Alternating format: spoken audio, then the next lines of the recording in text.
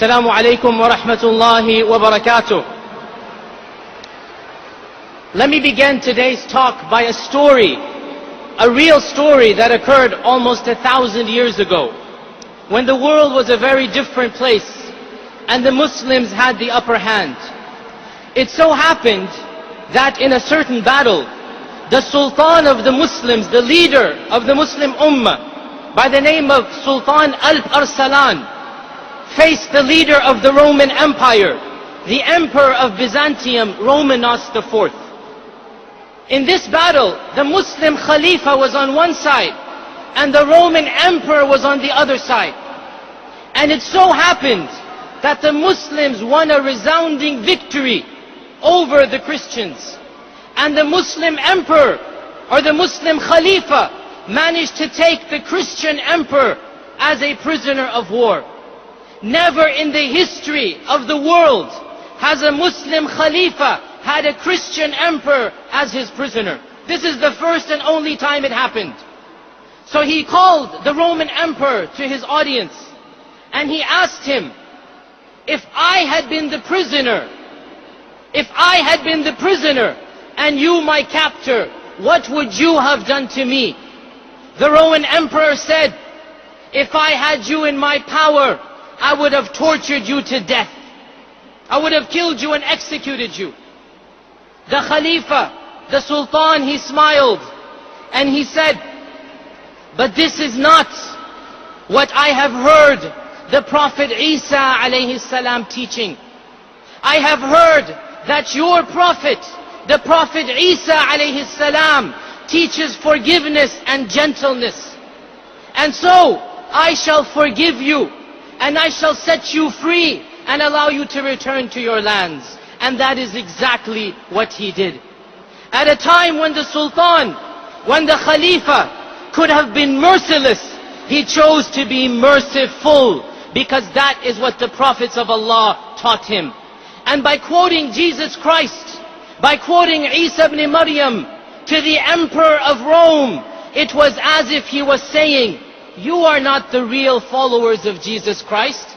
You are not the true followers of Isa ibn Maryam. You don't even manage to follow his own teachings. Rather, it is the Muslims who are truly the followers of the prophets of Allah. If this message could have been given 1,000 years ago, then surely it has much relevance today.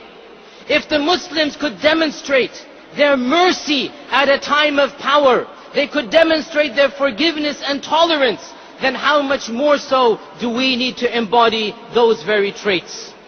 With regards to all of this rise of Islamophobia, the real question is, what do we do as Muslims in the face of all of this? What can we do? Well, there is no doubt that we need to look at the prophetic methodology, that we need to look at what our Prophet Muhammad sallallahu alaihi wasallam did.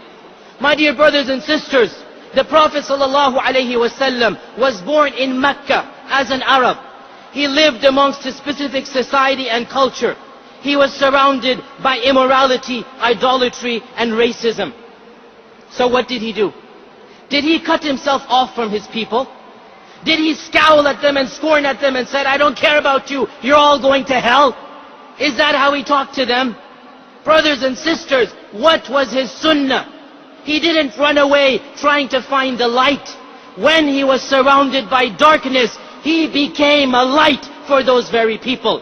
He lived amongst them. He taught them the true meaning of spirituality. He taught them the meaning of worshipping God in a godless world.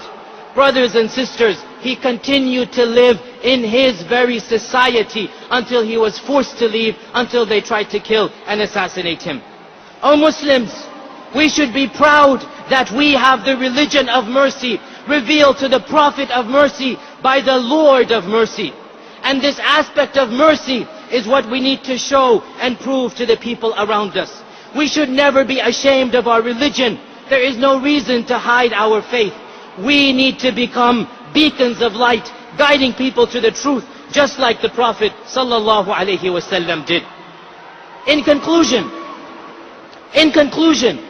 let me state that there is no doubt that we are facing problems. There is no denying the Islamophobia that exists. These are daunting challenges, no doubt. But as Muslims, we have faith that we shall overcome these challenges, just like the Muslims before us overcame the challenges they faced. We shall overcome these challenges because we are a people of conscience. We are a people of faith. We are a people of Iman. We are a people who do not fear men because we put our trust in the Creator of men. Make no mistakes about it. Make no mistakes about it. Politicians will come and go. Leaders will come and go. Countries and nations will rise and fall. Even you and I one day shall be no more. But the Muslim Ummah shall remain. This religion of Islam will flourish. Its followers will always be a visible presence on earth. Because we stand up for justice. We call for righteousness. We speak out against evil. We protect the weak. We challenge tyrants. We become the voice of the oppressed. As long as we call mankind to the worship of Allah, we shall be protected.